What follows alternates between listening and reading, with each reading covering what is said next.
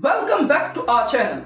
Today we are going to address a most demanded topic: how to acquire a gun in India.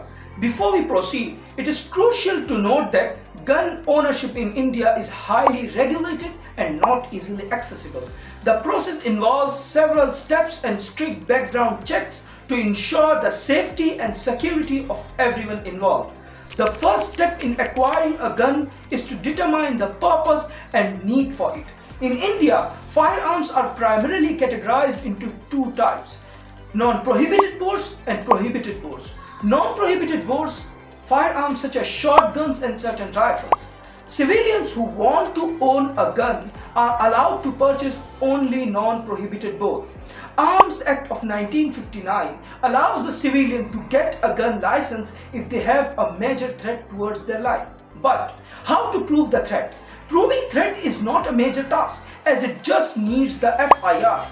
But the process of obtaining gun license in India is long. The first step is to obtain a gun license. You must submit an application to your district superintendent of police or local licensing authority. This application should include your personal information, reasons for needing the gun, and references from trustworthy individuals who can vouch for your character. After submitting the application, you will undergo a thorough background check conducted by local authorities.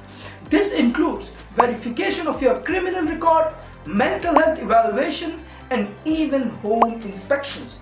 Remember, intention is to ensure the gun land in responsible and capable hands. If your application is approved, you will receive a license to purchase a firearm from a licensed gun dealer. It's important to note that only authorized dealers can legally sell guns in India. Ensure that you thoroughly research and select a reputable dealer to purchase your gun. Once you have purchased your gun, it is crucial to familiarize yourself with gun safety and responsible handling. Attend certified firearm training courses to ensure that you have necessary knowledge and skills to operate your firearms safely. Remember, with great powers come great responsibility.